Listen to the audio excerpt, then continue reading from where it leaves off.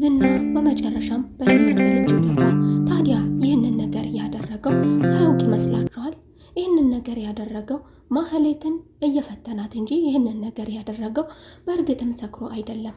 ዝና እንደምናውቀው እንደተመለከትነው በጣም ብስል ሰው ነው።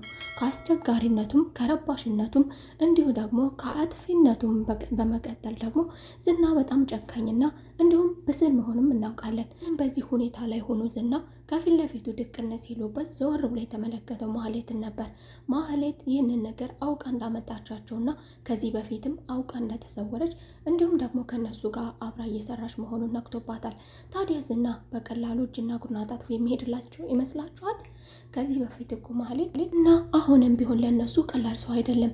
አሁን በዚህ ሁኔታ ላይ ሆኖም ቢሆን እንደዚህ ሰክሮም ጥንብስብስ ብሎም ቢሆን ለነሱ በእጅጉ ከባድ ነው። ዝና ከነበረበት በፍጹም ሊቀየር አይችልም። ስለሰከረ ራሱን ስለቻለ አሁንም ቢሆን ብቻውን አይደለም። እንደተመለከትነው ከዚህ በፊት ብቻውን እንዳልሆነ ተረድተናል።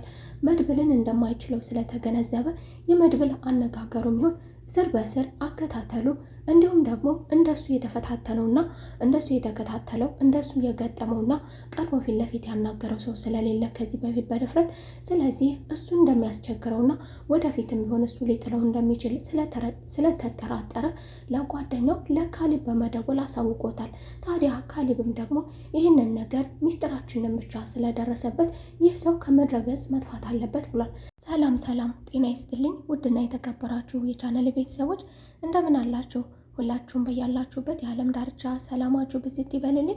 ለቤቴ አዲስ ከሆናችሁ የደወል ምልክቷን በመጫን ቤተሰብ የሆኑ እንግዲህ ማህሌት የስግብግብነቷና የገንዘብ ወዳድነቷ ዛሬውኑ የፈለግኩትን ነገር ካደረጋችሁልኝ እኔ አሁኑኑ ዝናን በእጃችሁ አስገባላችኋለሁ በማለት ተስማምታ ነበር።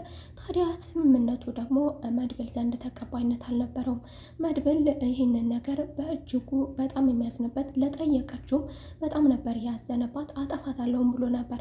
ታዲያ ማህሌት ደግሞ ሞገስ ጋር ባጭሩ ተነጋግራ ሞገስ በቃ እኔ የቻልኩትን ያህል ለማናገርና ስግብግብ እንደሆነች ገንዘብ እንደምትወዳ አውቃለሁም አምናለሁም። ስለዚህ እስኪ እሺ የምትል ከሆነ በገንዘብ እኔ እሞክራታለሁ፣ እኔ ለማናገር ለማታለል እሞክራለሁ ብሎ ነበር ሞገስም። ታዲያም እሱ እንዳለውም ደግሞ ወደ ውስጥ ገብቶ አናግሯን ነበረ። ማህሌትም እንግዲህ ቤቱን እንደማታገኘው ተስፋ ስለቆረጠች ባቀረቡላት ገንዘብም በገንዘቡም ደግሞ አሁን ላይ ገንዘብ እንደሌለኝ ታውቂያለሽ፣ ያን ያህል ገንዘብ እንድትጠይቅኝ አልፈልግም ብሏል። ምክንያቱም ይህ ነገር በስምምነት አንዳች ነገር በተስማሙበት ነገር ቃል ከተገባ ተገባ ነው። እነሱን እንሰጥሻለን ብለው መካድ የለም። ምክንያቱም ይህ ነገር የህይወት ጉዳይ ነው። ማህሌትም በእርግጥ ይህንን ነገር ስታደርግ ለእሷ ቀላል ነገር አይደለም። ዝና ይህንን ነገር አወቀባት ማለት ማህሌት አንድ ቀን አታድርም፣ ከምድረ ገጽ ያጠፋታል ማለት ነው። በእርግጥ በማህሌትም አይፈረድባትም። ታዲያ ማህሌት ደግሞ እንግዲህ የቻለችውን ገንዘብ የፈለገችውን ስጡኝ ብላለች። ይህም ገንዘብ ደግሞ በአሁኑ ሰዓት በተለይ ምሳሌ ለማሳከም ሁላቸውም ያላቸውን ጥብጥብ አድርገው ከእሷ ላይ አውለውት ነበር።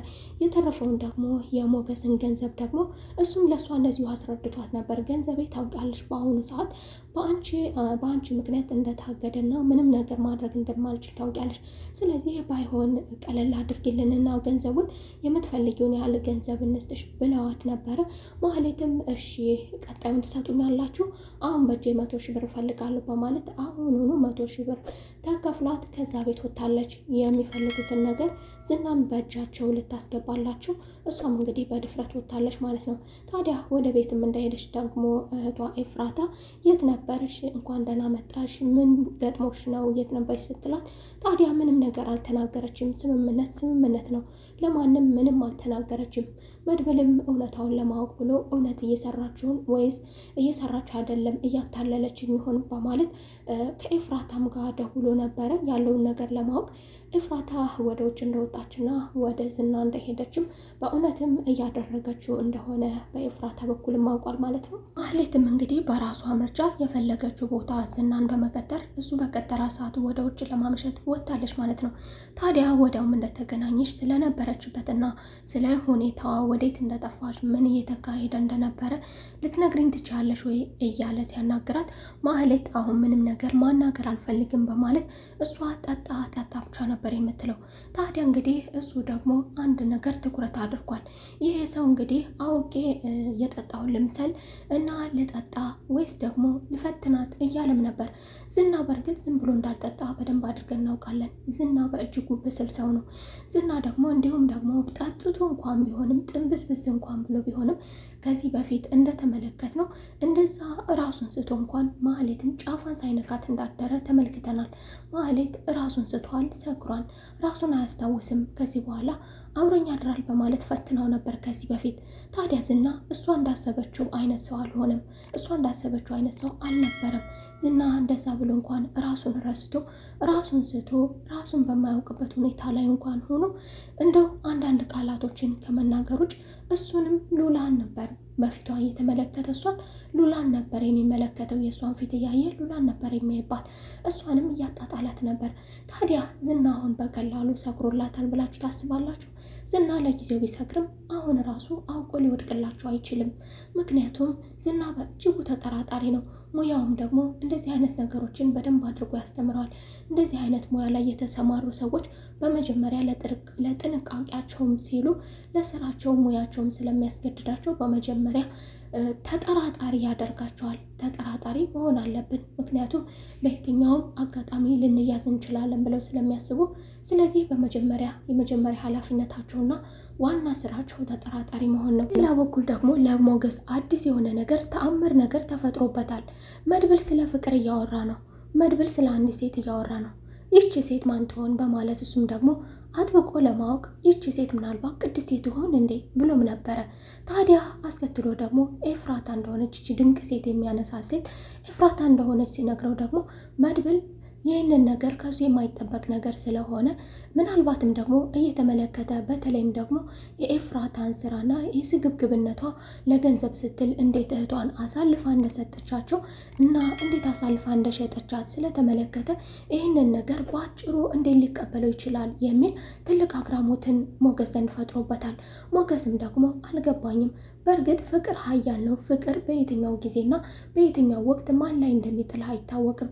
ቢሆንም ግን እኔ እንደዚህ ይፈጠራል ብዬ አላሰብኩም ነበር ይላል መድብል። እንግዲህ እኛ ከዚህ በፊት እንደተመለከት ነው እሱ ለመበቀል ሲል የቀረቧትና ለጥቅም ሲል የቀረቧት መስሎ ነበር። አሁን ግን ሞገስ ፍቅር እያወራ ነው። ሞገስ ለኤፍራታ ጥሩ አመለካከት እንዳለው፣ ኤፍራታም እንግዲህ ለሱ ጥሩ አመለካከት እንዳላትና የምንም ያህል ስግብግብ እንኳን ብትሆንም መድብል ጋር ግን እየተመለከት ነው ያለነው ነገር ቢያንስ ከማህሌት ባሻገር እሷ የተሻለች ናት። ስለ ፍቅር ያላት አመለካከት ከመድብል ጋር ምንም እንኳን እሱን ባታውቀውም በተለይም ደግሞ እህቷን እንዳገተ ብታውቅ ይህንን ነገር ምናልባት ልጠላው ትችላለች። ይህንን ነገር ደግሞ ብታውቅም ወደፊትም ምናልባትም ላጠላው ትችላለች። ምክንያቱም ለወንድሙ ሲል እያደረገ እንደሆነ ለወንድሙ ሲል ማህሌት ብቻ እንደሆነች ይህንን ሚስጥር የምታውቀውና ስለ ዝና አሳልፋና ስለ ዝና ያሉ ነገሮችን ልትናገር የምትችለው ማህሌት እንደሆነች ስለሚያውቅ ይህንን ነገር ስላልናገራት ምናልባትም ብታውቅም ምንም ላትለው ትችላለች። እና አሁን በዚህ ሁኔታ ላይ ሆኖ ቢያዝ ወደ ቤታቸው ቢወስዳቸውም ብሩክን የማግኘት እድሉ በዚህ በኩል ያን ያህል ሰፊ ላይሆን ይችላል። በእርግጥ ብሩክን ለማግኘት የመጨረሻና አንድ ዘዴ እየቀራቸው መጠቀም ያለባቸው ይሄንን ብቻ ነው።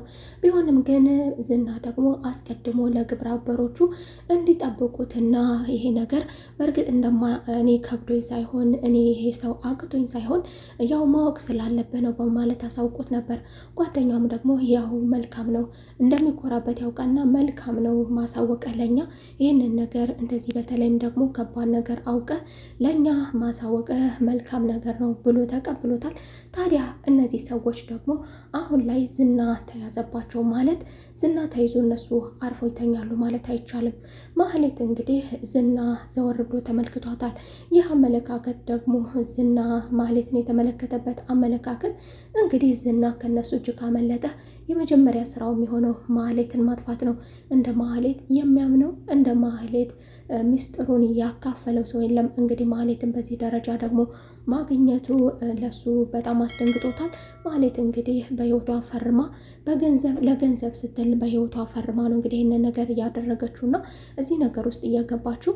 ሞገስም እሷን ወደፊት ሲያስቀድም አንተ እኮ በደንብ አድርገህ ታውቀዋለህ፣ እኔ መድብል ቢል ይህንን ነገር እኔ መድብል አድርግልኝ ቢል ሄጄ ዝና ማንም አይደለም አትፍሪው የሚለውን ቃል መድብል ቢናገረኝ ያን ያህል አልገረምበትም ትል ነበር። ምክንያቱ ደግሞ ሞገስ በደንብ አድርጎ ያውቀዋል ስለ ባህሪው። ዝና ደግሞ በእጃቸው ውስጥ ገባ ማለት ደግሞ በሙያው ያሉት በዝና የሙያ ጓደኞቹ በዚህ መጥፎ መጠጥ በዚህ አደንዛዥ እጽ ውስጥ ያሉ ሰዎች ለእነሱ እንግዲህ የዝና መያዝ ያን ያህል ደንታ ላይ ሰጣቸው ይችላል ብለን የምናስበው ቀለል ያለ ጉዳይ አይደለም። ከነሱ መካከል አንድ ሰው ጠፋ ማለት ከነሱ መካከል አንድ ሰው ሲጠፋ እንግዲህ ትልቅ ነገር ይዞ ስለሚጠፋ እሱም ደግሞ ወይ በአስገዳጅ ሁኔታ ላይ ሆኖ ወይም ደግሞ መረጃ እንግዲህ በየትኛውም ሁኔታ ወይ በህይወቱ አስፈራርተውት ወይ በገንዘብ አታለውት የሚሆን አስፈራርተው መረጃ አሳልፈው ሊሰጡ ስለሚችሉ ከመካከላቸው አንድ ሰው ሲጎል እነዚህ ሰዎች በቀላሉ አይመለከቱትም እና እንግዲህ ዝናም ደግሞ ከአጠገቡ እንዲሰለፉ አስቀድሞ ከመያዙ በፊት ስለነገራቸው ለነ መድብል እንግዲህ ቀላል አይሆንም። መድብልም ይህንን ነገር ከዚህ በፊት ሲናገር ዝናን ብንይዘው ቀላል ላይሆንልን ይችላል፣ አሁን ከባድ ነው። ዝናን ለመያዝ የተራመዱበት መንገድ፣ የፈጁት ጊዜ፣ ያጠፉት ገንዘብ ብዙ ደክመዋል። ዝናን ለመያዝ ብዙ መስዋዕትነት ተከፍሏል። ታዲያ ይህ ደግሞ ትንሹ ነው። ከዚህ የከፋውና ደግሞ ዋናው ነገር ደግሞ ከያዝነውም በኋላ የሚፈጠረውም ነገር ምን አይነት ከባድ ነገር ሊሆን እንደሚችል መገመት አይከብድም ሲል ነበር መድብልም ከዚህ በፊት። ታዲያ አሁን እንግዲህ ከእጃቸው ገብቷል። ይሄ ሰው ከእጃቸው ስለገባ ብቻ በቀላሉ መረጃ አሳልፎ ይሰጥ ይሆናል? በጭራሽ አሳልፎ የሚሰጥ አይሆንም። እንዲሁም ደግሞ ጓደኛውም ደግሞ አልገባኝም፣ ይህ ሰው ከየት መጣ?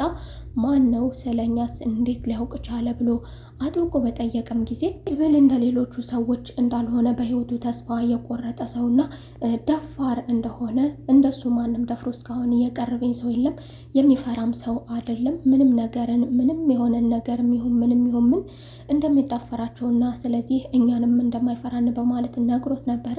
ስለዚህ እንግዲህ እነሱም ማን ይሆን ይሄ ሰው ከየት ነው በማለት እስር ቤትም እንደነበረ መድብልና ከነሱ ደግሞ በእነሱ ምክንያት እስር ቤት የተወረወሩ ሰዎች ስለሱ ስለ ካሌብ በተለይ ሚስጥር እንደነገሩት እንዳወቀ ይህንን ነገር ተናግሮ ነበር ዝና ለጓደኛው ለካሌብ። እንግዲህ እነዚህ ሰዎች በትንሹም ቢሆን እነሱን መረጃ አሰባስበዋል ማለት ነው። ምክንያቱም እነዚህ ሰዎች አሁን ይህንን ከየት አገኘ ስለኛው መረጃ ማን ነው የሚለውን ደግሞ እነሱም አጥብቆ የጠየቁት በየት በኩል እንደመጣና እሱን በየት በኩል ማግኘት እንደሚችሉ ይረዳናል የሚሉት መረጃ ስለሆነ እነሱም እንግዲህ ዝና ከመቋረጡ በፊት ይህንን ነገር በጥብቅ ከዝና አጥብቆ ጠይቆ ነበር ማለት ነው። እንግዲህ ዝና ፊት ለፊታቸው ላይ ድቅን ብሏል። እነዚህ እንግዲህ አቅመ ደካማ ምስኪኖች ለወንድሙ ሲል የተጎዳ መድብል ገንዘቡንም ጉልበቱንም ሁሉ ነገሩንም ለወንድሙ ሲል ብዙ ነገሩን ሰውቷል። አሁን እንግዲህ ዝና በመጨረሻም ከእጃቸው ገብቷል። ቀጣዩ እርምጃ ደግሞ ምን ይሆን? ለነሱ የከብድባቸው ያመልጥባቸው ወይስ ደግሞ ይጎዳቸውና ይሄድ ይሆን? ወይስ ደግሞ በቀላሉ ወንድማቸውን አሳልፎ ይሰጥ ይሆን? በቀጣይ ተመልሰን የምናየው ይሆናል። የዛሬው ክፍል ይህንን ይመስል ነበር። መልካም ቆይታ።